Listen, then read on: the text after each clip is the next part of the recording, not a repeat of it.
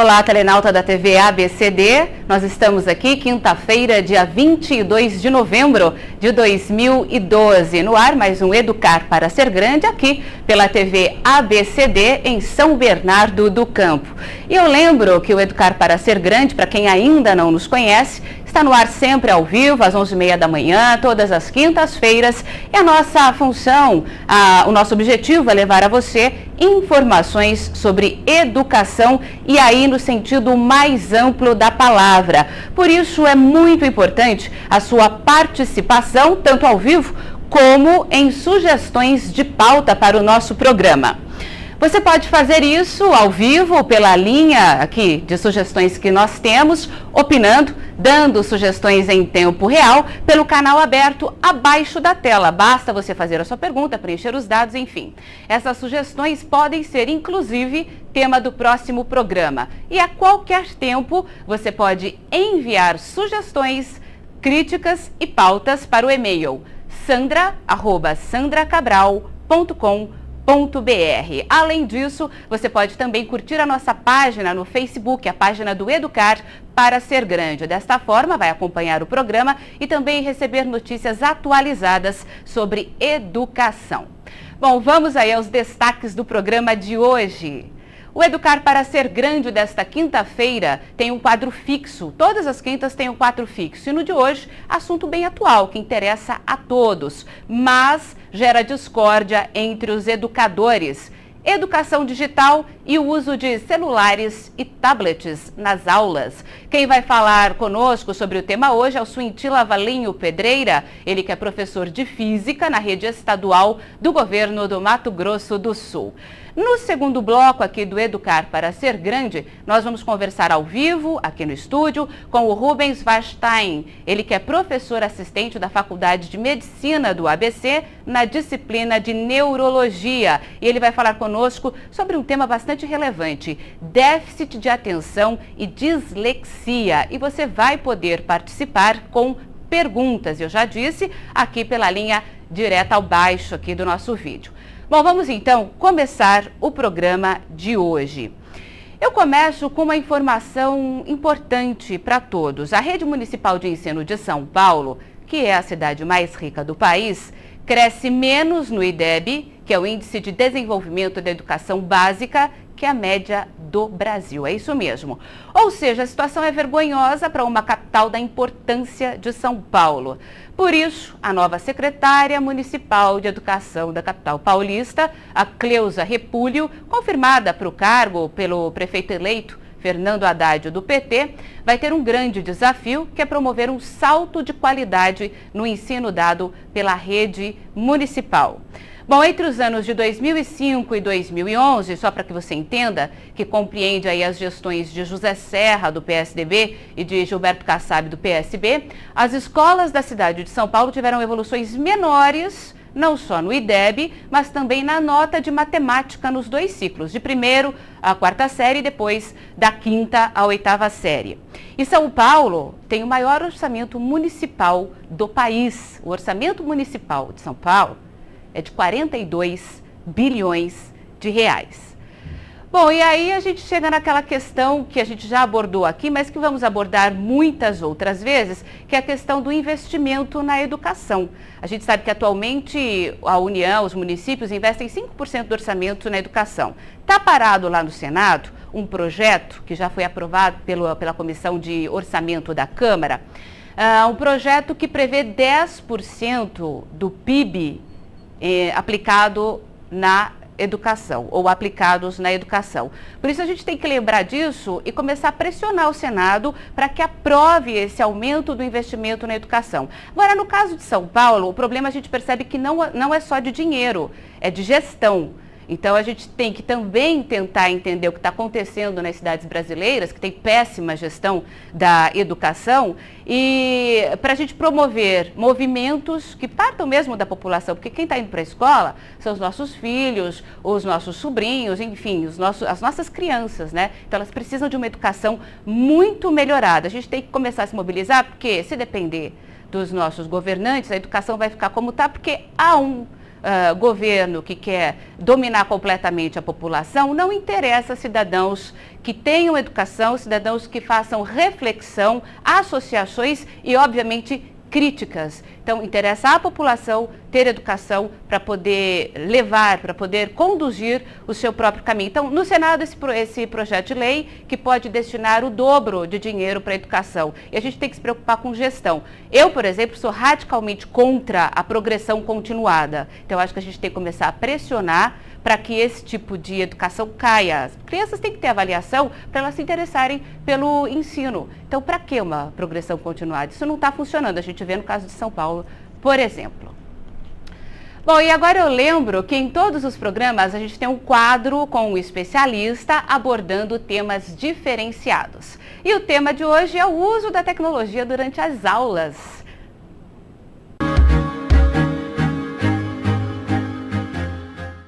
Educadores, a utilização da tecnologia em sala de aula é motivo de discórdia, enquanto alguns consideram que os alunos perdem o foco se tem lá um celular, um tablet, enfim, outros acreditam que a participação dos estudantes nas aulas cresce muito, assim como o interesse deles pelas matérias. E você, o que você acha disso? Conversa com a gente, manda aqui a sua crítica, a sua sugestão.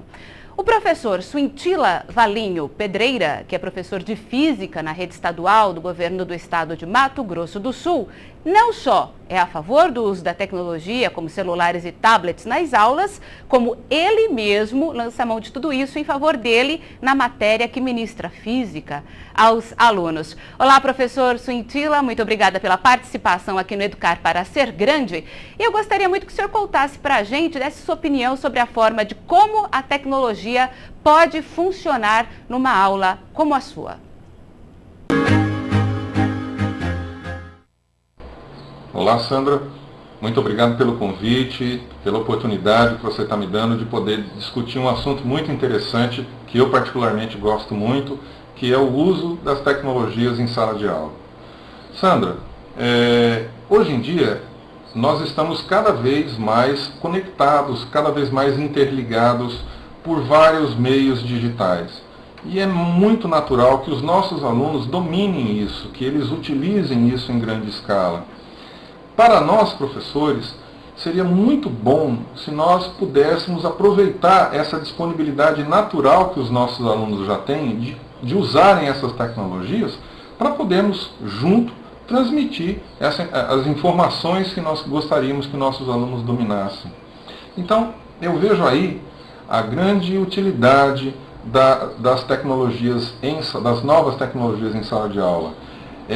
Se trata de uma mídia que os nossos alunos já conhecem, eles não têm receio nenhum em utilizá-las, portanto, torna-se mais empático. Nós conseguimos convencer o nosso aluno com muito mais facilidade, transmitir a informação com muito mais facilidade, utilizando-se de um recurso, de um meio que ele já conhece, que ele já domina. Eu vejo aí a grande utilidade das mídias em sala de aula. Eu particularmente faço uso de uma mídia que é muito combatida, infelizmente, ainda é muito mal vista pelos nossos colegas professores, que é o celular. Eu tenho uma experiência muito interessante que trouxe bons resultados para os meus alunos com o uso de celular em sala de aula. Uma vez que eu trabalho com alunos no período noturno, numa escola estadual, portanto alunos de classe média baixa, e que na sua grande maioria são alunos trabalhadores, são alunos que trabalham durante o dia e não têm tempo para se dedicarem à minha disciplina. Então o celular veio como uma tábua de salvação para eles. É uma oportunidade que eles têm de poderem estar com o conteúdo da minha disciplina ao alcance deles a qualquer hora, a qualquer momento. Para eles facilitou muito. E outra, é uma mídia que eles dominam. Eles trocam informações, trocam vídeos, trocam músicas por Bluetooth entre eles. E a partir do momento que eu comecei a disponibilizar material didático nos celulares deles, isso ajudou bastante, melhorou o aproveitamento em sala de aula.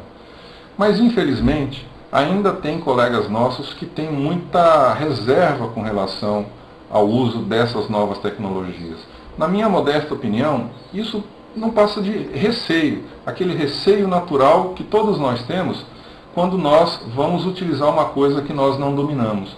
Vocês se lembram de quando nós aprendemos a dirigir uma bicicleta, a pedalar? Então, nós tínhamos medo, receio de levar um tombo, de nos machucarmos. Mas, apesar do medo, apesar do receio, nós continuamos, nós fomos à frente, nós queríamos conhecer, queríamos experimentar a liberdade que uma bicicleta nos dá. Pois bem, eu gostaria de convidar nossos colegas professores a ousarem, a experimentarem, conhecer esse mundo novo, esse universo que as novas tecnologias colocam à nossa disposição. Uma coisa eu garanto para vocês, nossos alunos vão nos agradecer muito. É isso, Sandra. Muito obrigado, um grande abraço a vocês. Muito bem, eu que agradeço aí ao professor Suintila Valinho Pedreira, ele que dá aula de física. Gente, não é fácil dar aula de física, né? Ele que dá aula de física na rede estadual de Mato Grosso do Sul, ele que tem essa inovação de uso de celular até para despertar a atenção dos alunos, inclusive para esse tipo de aula, né, essa matéria que muitas vezes não agrada a todos os alunos. Muito obrigada pela experiência. Se você quer falar sobre o assunto, fala com a gente aí pela linha ao vivo aqui abaixo da tela. Bom, e o Educar para Ser Grande agora vai para um intervalo bem rápido e eu volto já já com o nosso segundo entrevistado de hoje. Eu lembro que eu quero a sua participação aqui, tá? É possível enviar perguntas na nossa linha ao vivo, aqui abaixo da tela. E se você tiver sugestões de pauta, você também pode enviar para o e-mail sandra@sandracabral.com.br. Volto já. Eu era nova no computador, sabia usar muito pouco as ferramentas de um computador e eu consegui. A ajuda realmente vem da gente. O GS Saúde tem a ferramenta para qualquer pessoa que quer eliminar os seus quilos. O contador de pontos. O meu maior desejo é continuar a fazer minha manutenção direitinho e não voltar mais a excesso de peso.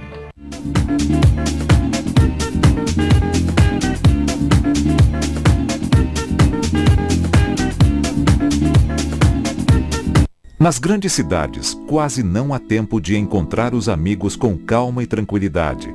Mas na encantadora cidade de Guararema, bem pertinho de São Paulo, a 75 quilômetros, o Vale do Sonho oferece excelente e completa infraestrutura em um ambiente calmo para fazer da sua hospedagem verdadeiros momentos de relaxamento e prazer. A cozinha do Hotel Vale do Sonho é uma atração à parte. O Vale do Sonho mantém uma completa infraestrutura de serviços e equipamentos para atender grupos de empresas, igrejas, melhor idade e crianças, para treinamentos e outros eventos. Venha conhecer o Vale do Sonho Hotel e Eventos em Guararema e divida com seus companheiros de trabalho, amigos e familiares inesquecíveis e merecidos momentos de descanso com tranquilidade e raro prazer.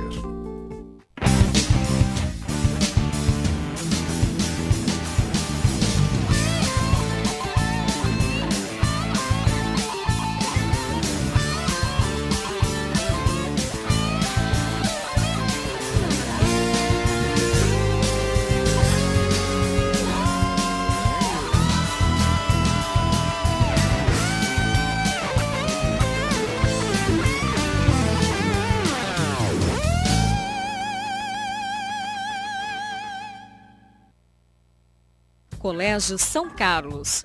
Estamos localizados em uma área privilegiada do Ruge Ramos, em um prédio com mais de 5.000 metros quadrados de área construída em 8 andares projetados especialmente para ministrar o melhor do ensino. Contamos com equipamentos e materiais didático-pedagógicos de última geração. Possuímos laboratórios de informática, robótica, química, física, ciências e biologia bem equipados. Salas de multimídia e de artes, cantina, biblioteca, playground interno e externo, museu histórico e quadra poliesportiva. A coordenação pedagógica e a equipe de professores são preparados com cursos de graduação, pós-graduação e cursos específicos, garantindo aos alunos alto grau de aproveitamento escolar. Colégio São Carlos, há 35 anos modificando gerações. Acesse www.escolasaocarlos.com.br.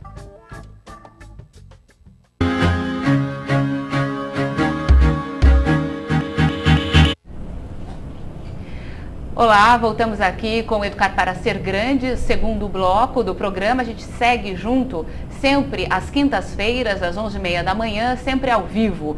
E agora a nossa entrevista ao vivo. A gente lembra que cada vez mais ouvimos falar de transtorno de déficit de atenção. Esse distúrbio, reconhecido pela Organização Mundial de Saúde, atinge aí entre 3% e 5% das crianças no mundo, pode atrapalhar muito o desenvolvimento dos pequenos, também e principalmente na escola. Ocorre que o diagnóstico da doença precisa ser feito com cuidado para não afetar a vida da criança, e a gente sabe que ainda o diagnóstico do déficit de atenção está aquém do ideal. Para falar conosco um pouco sobre o tema, aqui ao meu lado, Rubens Vashtain, ele que é professor assistente da Faculdade de Medicina do ABC, na disciplina de Neurologia. Olá, Rubens, muito obrigada por ter vindo. Obrigado, um prazer estar aqui, agradeço pelo convite, poder falar um pouquinho aí sobre o déficit de atenção, né, que a gente vê tanto aí hoje, tendo um reconhecimento maior, como você falou, Organização Mundial de Saúde, isso é um dado importante, isso não é um diagnóstico do Brasil, né? Isso é um diagnóstico mundial, inclusive agora, em 2013, nós temos aí o Congresso Mundial de Déficit de Atenção, e a Associação Internacional de Déficit de Atenção está sendo presidida por um brasileiro. Ah, que interessante! E a gente tem... Nós estamos como o primeiro país a realizar pesquisa em transtorno de déficit de atenção. Em número de pesquisa no mundo, nós estamos em primeiro lugar aí. Nossa, fazendo pesquisa. Alguma coisa em primeiro lugar nesse certeza, sentido, né, nessa certeza, área. Não estou desmerecendo, mas é que investimento em pesquisa no Brasil ainda é muito aquém do ideal, né? Exatamente. Por ser um diagnóstico clínico, nós vamos ter mais facilidade. Tudo que envolve altas tecnologias, nós vamos ter dificuldade, quer dizer, existe aqui no Brasil, mas toda vez que você fala de algo que é clínico, que é observado, que possa ser avaliado dentro dessa nossa rotina clínica, ele fica mais fácil em termos da pesquisa, né? Não envolve tanto o dinheiro, o valor aí, né, que a gente vai ter que despender. Tá. Agora, Rubens Vashtain, a gente sabe que o déficit de atenção às vezes atrapalha a criança porque ele não é diagnosticado de imediato. Leva-se um tempo, com isso a criança pode ser tratada de uma maneira inadequada, tanto em casa quanto por professores na escola. Como é que é? O que é exatamente o déficit de atenção? E aí eu acho que está incluída a dislexia, né? E para o pai, para a mãe, como é que ele pode identificar, até para ele dar um toque para o professor? Olha, eu acho que pode ser, mas eu não sou mais indicado para fazer esse diagnóstico, para dar um andamento nisso. É interessante porque você tem 3 pontos aí importantes no déficit de atenção. Você tem a questão genética, você tem a questão ambiental e você tem a questão, vamos dizer, constitucional da criança, do adolescente. Nesses 3 pontos que você tem, muitas vezes retarda o diagnóstico por conta disso. Às vezes, os pais dizem assim, não, ele não é desatento, ele puxou o pai, puxou a mãe, puxou a avó, ele tem características parecidas com a família. Lembrando que é um distúrbio de alta incidência de herança. Então, mais de 80% dos casos, eles têm herança familiar. Então ele é parecido porque ele herdou, óbvio. Obviamente ele herdou. E aí tem um ambiente que muitas vezes é colocado, porque a criança hoje não sai na rua, não brinca na rua, ela fica mais presa. Isso não é verdade, porque o déficit de atenção, o primeiro relato dele foi em 1902, então mesmo? Não existia... E deve existir anteriormente, aqui não houve relatos. Não havia um relato específico do déficit de atenção. Então existe esse fator ambiental, existe o fator constitucional da criança. E eu acho que aí, talvez o professor tenha melhores condições. Por quê? Pais, né? Porque ele tem um grupo em que ele pode fazer um comparativo O que a gente não recomenda é que o pai faça comparativo com o irmão, com o primo. Com outro filho, né? Isso é totalmente inadequado. O professor tem um grupo, ele diz assim, olha, essa criança, desde pequena lá, né, já em torno de 5, 6 anos, eu já consigo ver que ela não consegue focar a atenção, ela não consegue desenvolver as atividades da escola, diferente das outras crianças com a mesma idade no grupo. Claro, você vai dizer assim, as crianças não têm que ser iguais. É isso que eu ia perguntar, porque assim, eu era uma criança que não tinha um foco na classe. Eu levantava da carteira para conversar com o aluno que estava, tipo, longe. Eu não me contentava em ficar falando com quem estava ao meu redor. Mas eu sempre tive notas excelentes. Então, esse é um ponto importante. Então, assim, eu circulava, eu falava muito. Que você só usa a palavra transtorno ou distúrbio quando há um distúrbio, quando há problemas no rendimento. Okay. Não só educacional. Às vezes você tem problemas de ordem social, de relacionamento. Isso é uma coisa muito importante, tanto para os educadores quanto para os pais. Porque a criança, por exemplo, que está indo bem na escola, mas que não tem amigos, ela não se relaciona. Então, no meu entender hoje, é um problema maior até do que o pedagógico. Entendi. Porque o pedagógico você pode contornar, mas uma questão... Pode ser um item, né? A criança, se ela, por exemplo, conversa muito, anda muito pela classe, faz mais ou menos o que eu fazia, mas tem um rendimento bom, então isso é o normal dela. Não é um déficit, porque existem crianças tomando remédio por hiperatividade, exato, que na verdade ela pode não ser hiperativa, só tem uma personalidade diferente. Né? A hiperatividade tem que ser muito bem identificada, principalmente nas crianças pequenas, abaixo dos 6 anos, porque ela pode ser uma hiperatividade natural. Uma outra coisa interessante, eu acabei de ver um caso antes de vir aqui para o programa, e até a mãe muito preocupada, porque a escola chamou, a criança realmente não está conseguindo acompanhar, estava falando da dislexia, e eu até estranhei, porque eu disse para a mãe, você está acompanhando desde 2009, são 3 anos, você tem 3 laudos diferentes, um laudo por ano, e todos falando em dislexia. Por que isso não foi colocado para a escola? Ela falou, olha, porque eu fiz as avaliações, mas ninguém me passou de uma forma tão clara. E o pai, ele acha que nada disso existe. Então eu disse assim, olha, então você vai fazer uma liçãozinha de casa. Você vai numa videolocadora, ou mesmo na internet, você vai baixar um filme que chama Como Estrelas na Terra, que é um filme indiano, maravilhoso, que eu acho que todo mundo tem que assistir. Que bacana. E Como Estrelas na Terra, inclusive você pode fazer download do filme pela internet, você vai perceber que não tem nada de cultura americana ou europeia, é um filme indiano maravilhoso, de um menino que é disléxico, e até que se possa entender, ele sofre muito, que é essa história natural. Então, as pessoas não o compreendem, né? Não o compreendem e não sabem o que ele tem. É dislexia. Exatamente. Foi por isso que a gente, na região do ABC, implantou esse programa da identificação tanto do TDAH quanto da dislexia, pensando exatamente nisso, exatamente naquelas crianças que elas não estão conseguindo acompanhar, ou do ponto de vista pedagógico, ou no relacionamento, elas não acompanham o ritmo normal da escola, e aí elas não sabem o que está acontecendo. Aí começam então essas hipóteses. Tem um pai que disse para mim, mas eu nunca gostei de estudar. Eu disse, mas você pode ser disléxico também. Exato. E você pode ter déficit de atenção. Ou ele não gosta de estudar, mas não é por isso que a criança não precisa ser analisada. Agora, parênteses, né? A maioria tem um problema. Dos pais que, quando eles relatam, se você vai fazer uma investigação mais detalhada, você facilmente identifica que aquela característica está sendo passada de geração para geração. Só que ele não sabe que aquilo é um problema.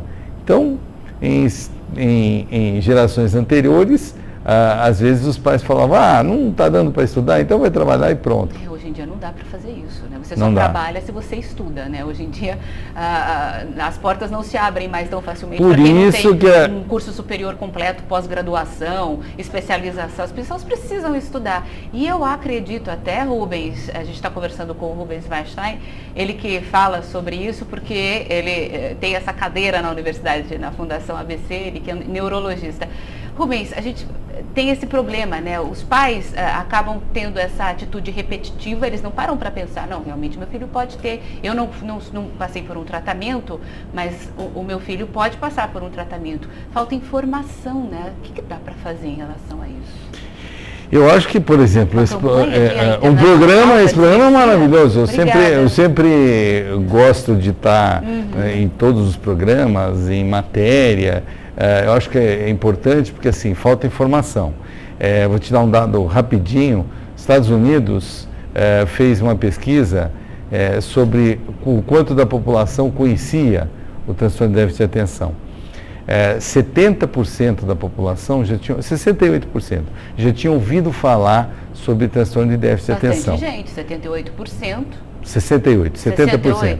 Aí, essa pesquisa foi replicada aqui em 2008 para 2009, né? Já faz um tempinho. Né? O nosso índice deu 7%. Nossa, então é o seguinte, que tristeza. Entre os educadores tem uma taxa alta. A maioria dos educadores já ouviu falar. O que é bom. O que é ótimo. Ter ouvido falar já é bom. Mas a minha preocupação é com os pais, porque os pais eles têm que se informar.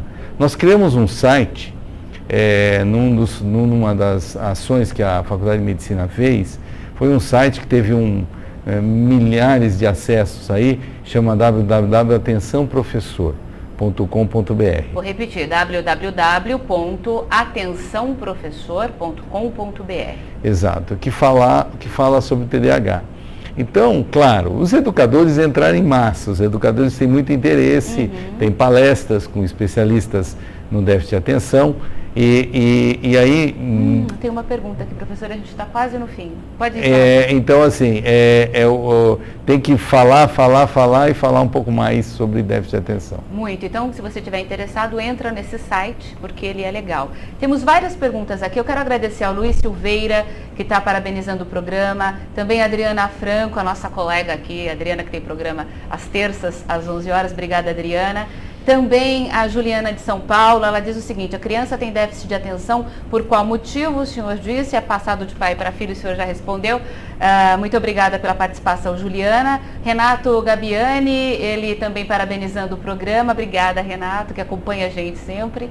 E uma pergunta da Suzana, da Vila Nova Cachoeirinha, ela pergunta qual o tratamento? Isso, então, eu estava falando que o déficit de atenção ele tem a base genética, mas ele tem a base bioquímica.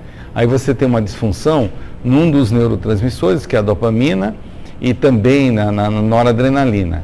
Então, em alguns casos, não são em todos os casos, mas em alguns casos, há necessidade de uma medicação para repor esses dois neurotransmissores, essas duas substâncias que estão com quantidade reduzida em áreas cerebrais. Isso de imediato, quando você inicia o tratamento, você já começa a ver as respostas em relação ao processo de atenção. Isso é feito a partir de medicações específicas, no caso... Com indicação médica. Sim, com indicação médica, inclusive, de quem deve ou não deve utilizar a medicação, né? Não é o uso indiscriminado. Eu acho que meu filho tem a mesma coisa, eu também vou comprar um medicamento. Isso não existe, isso aí simplesmente não existe. Exatamente. Passa pelo médico. Até porque é muito interessante que o remédio, ele emagrece. Então, muita gente tem interesse. Fala, nossa, eu emagreço, ainda fico mais atento e com memória melhor. Gente, não, esquece essa parte do emagrece. Tá bom. Não é para dar para o seu filho que está acima do peso, porque vai emagrecer. Não é. Né? Mas assim, lembrando sempre, para tomar cuidado, se perceber alguma diferenciação entre o seu filho na escola, não em relação aos irmãos, procure o professor do seu filho, converse com ele e esse professor indique um médico, um neurologista. Neurologista, psiquiatra, mas de preferência uma equipe. Uma equipe toda. Uma equipe toda, como a gente faz o nosso trabalho aqui na faculdade, né? Uma equipe composta por psicólogo, fonoaudiólogo, psicopedagogo. E aí o seu filho vai ter a indicação se ele precisa ou não do remédio. Se precisar, o remédio será indicado. Então, dá para a criança ter uma vida normal, mesmo com o déficit de atenção, mesmo com a dislexia, basta que você atente para isso, né? Perceba a criança, né? Se a gente vê várias crianças junto, a gente já consegue até identificar a personalidade delas, claro. Né? Então, assim, não é difícil, é só prestar atenção, né, Rubens? Ok. Muito obrigada aí ao Rubens Weinstein, ele que é professor assistente da Faculdade de Medicina do ABC na disciplina de Neurologia, ele que esteve conosco aqui ao vivo. Eu agradeço muito a sua participação. Obrigado e continue aí informando bastante aí, que esse é o caminho. Muito obrigada, Rubens. Bom, e o Educar para Ser Grande desta quinta-feira fica por aqui. Eu agradeço bastante a sua participação pela linha ao vivo. Peço para que você envie sugestões, críticas. Eu gosto de receber crítica porque a gente melhora com crítica. E também pautas para sandra@sandracabral.com.br. O Educar para Ser Grande tem uma página no Facebook. Curta essa página, você vai receber informações atualizadas sobre educação por meio dela. Muito obrigada. Até a próxima quinta-feira. Beijo a todos. Tchau.